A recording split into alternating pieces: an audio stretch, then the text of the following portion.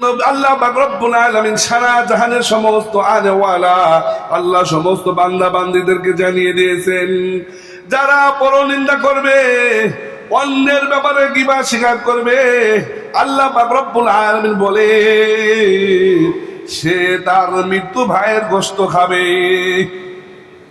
পৃথিবীতে এমন কোন পাষাণহৃদয়ের ব্যক্তি নাই যে তার মরণ ভাইয়ের মৃত্যু ভাইয়ের কষ্ট খাবে। এমন কোন পাষাণ্ড হৃদয়ের ব্যক্তি পৃথিবীতে আজও পর্যন্ত আসে নাই যে তার ভাই মারা গেছে লাশ ধরে ধরে চিবিয়ে চিবিয়ে খাবে। এমন মানুষ আজ পর্যন্ত দুনিয়ায় আসে নাই। ওই গোশত খাইলে যেমন গুনাহ হয়, গিবত স্বীকার করলে তেমন গুনাহ হবে। আমার কথা না রে ভাই, আল্লাহ পাক রব্বুল আলামিন বলেন, ইয়া আইয়ুহাল্লাযীনা আমানু ইসতানিবু কাসীরাম মিনায-যন্ন ইন্না বা'দায-যন্নি ইসমু ওয়া লা তাজাসসু ওয়া লা ইয়াগতাব বা'দুকুম বা'দা। আরে ভাই আমার কথা না, পবিত্র কালামুল্লাহ শরীফের মধ্যে আছে, আল্লাহ পাক রব্বুল আলামিন সমস্ত মুমিনদেরকে দেখে বলি, হে আমার বান্দা বান্দীরা, হে আমার ঈমানদার বান্দা বান্দীরা, তোমরা শুনে রাখো, তোমরা অধিক ধারণা থেকে বেঁচে থাকো।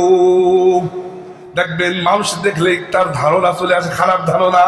এক শ্রেণীর মানুষ আছে কিনা বলেন? সবাই জবান খুলে বলেন। মানুষ দেখলেই মনে করো মানে পাপের মধ্যে আছে, মানুষ দেখলেই মনে হয় ও কোনো গুনার মধ্যে লিপ্ত আছে। মানুষ দেখলেই দেখবেন তার মন থেকে মনের মধ্যে জাগ্রত হয়, ও সম্পর্কে কিছু বলি, আরে ভাই তুমি যা কিছু বলতেছো সবগুলো রেকর্ড করে রাখা হইতেছে। এই জন্য আল্লাহ পাক বলেন, হে আমার ঈমানদার বান্দা বান্দীরা, তোমরা মানুষের প্রতি অধিক কুধারণা থেকে বেঁচে থাকো।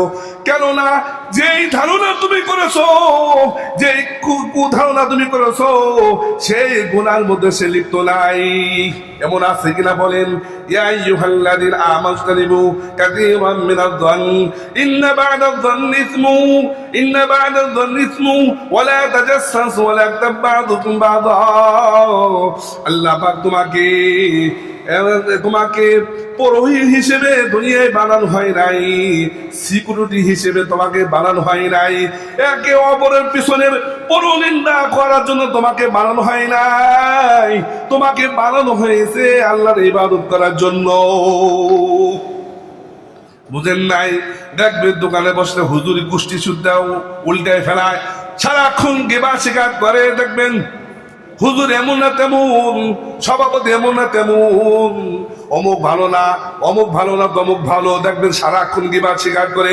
তবে আজকে শুনে রাখেন, যারা এই গুনার মধ্যে লিপ্ত থাকবে, আল্লাহ নবীজি সাল্লাল্লাহু আলাইহি ওয়াসাল্লাম বলেন, সে যদি নামাজও পড়ে, রোজাও রাখে, যাকাত আদায় করে, সমস্ত আমলের মধ্যে সে সব সময় থাকে, দেখবেন কিয়ামতের ময়দানে যাদের ব্যাপারে গিবত স্বীকার করা হয়েছিল তার আমলগুলো তাদেরকে দিয়ে দিয়ে এক পর্যায়ে তার আমল শূন্য হয়ে যাবে, এরপরে বিনা হিসেবে জাহান্নামে যাবে।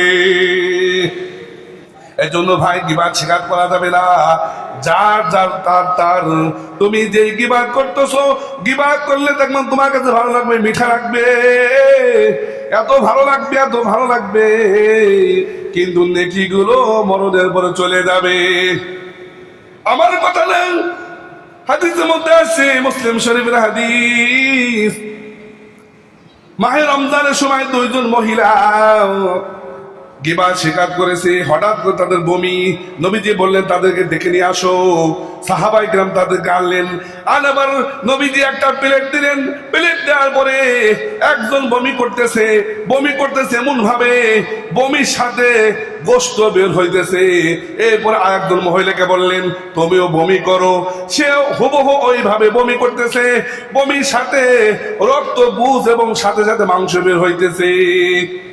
সাহাবায়ে কেরাম বললেন, শুনে রাখো, আজকে যে দৃশ্য দেখলা, শুনে রাখো, এই মহিলা হালাল খাবার ভক্ষণ করেছিল, কিন্তু তাদের সাথে হারাম মিশ্রিত হওয়ার কারণে তারা গিবত স্বীকার করেছে। এই হালাল জিনিসটা হারামে পরিণত হয়েছে, এই জন্য তাদের বমির সাথে মাংস বের হইতেছে। আর কোরআন দ্বারা বোঝা যায় যারা গিবত স্বীকার করবে, যারা একে অপরের পিছনে পিছনে পরনিন্দা করবে। আয়াক্তাব বা'দুকুম বা'দা আইয়ুহিব্বু আহাদুকুম আইয়াকুলা লাহমা আখিহি মাইতান ফাকারিহতুমু। আল্লাহ পাক রব্বুল আলামিন বলেন, তারা কি পছন্দ করবে কিনা যে গীবত স্বীকার করে, সেও কোনোদিন পছন্দ করে না যে তার মৃত্যু ভাইয়ের গোশত খাবে। এমন কেউ আছে কিনা বলেন যে আমার ভাই মারা গেছে আমি গোশত খাবো কামড়ে কামড়িয়া? এমন আছে কিনা বলেন? পৃথিবীর এমন কোন পাষণ্ড হৃদয়ের ব্যক্তি নাই যে তার আপন ভাই মারা গেছে লাশকে সামনে রেখে তার গোশত ছিঁড়ে ছিঁড়ে খাবে, এমন কেউ নাই। এই জন্য আল্লাহ পাক উদাহরণ দিয়ে বুঝিয়েছেন, আইয়ুহিব্বু আহাদুকুম, তোমাদের কেউ কি পছন্দ করবে কিনা আইয়াকুলা লাহমা আখিহি, যে তার ভাইয়ের গোশত খাবে? খাবে না। বোঝা গেল যেহেতু তোমরা খাইতে পারো না, তাহলে পরনিন্দা করতে পারো না। পরনিন্দা দেখবেন মহিলার মধ্যে বেশি হয়, চুল বিলায় আর খালি পরনিন্দা করে, অমুক মহিলা ভালো না, তমুক মহিলা ভালো না, উনি একাই ভালো। আর চার দোকানে বসলে এমন কিছু কিছু কথা বের হয়ে যায়, মুরব্বীরা পর্যন্ত সেই কথার মধ্যে লিপ্ত আছে, যুবকরা আছে, মধ্যবয়সী আছে, হুজুররা পর্যন্ত আছে। এই গুণাটা আম হয়ে গেছে, আম হয়ে গেছে। গিবত শিকায়তটা এটা আমাদের কাছে বেশি মানে অত গুনাহ মনে হয় না, বড় গুনাহ মনে হয় না। কিন্তু আল্লাহ নবীজি সাল্লাল্লাহু আলাইহি ওয়াসাল্লাম বলেছেন যে এই গুনাহের মধ্যে লিপ্ত থাকবে মরণ হওয়ার পরে সোজা জাহান্নামে যাবে।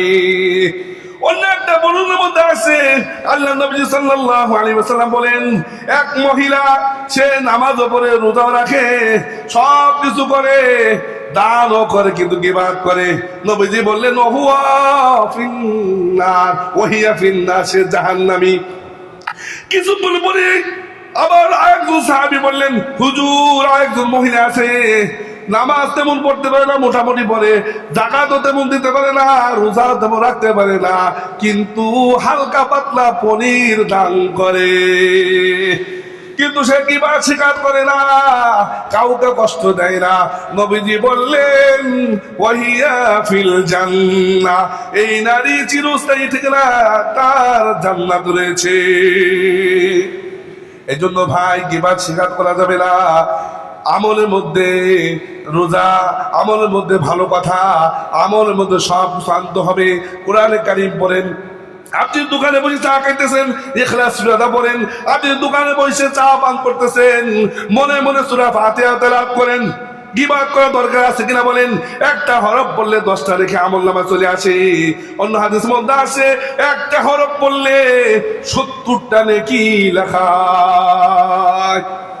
অথচ দেখবেন দোকানে বসলে কাউকে ছাড় দেয় না, এমন এমন কথা বলে, এমন এমন কথা বলে, যেই যার ব্যাপারে বলা হয়েছে ওই কথাগুলো তার সামনে বললে তার দিল ভেঙে যাইতো।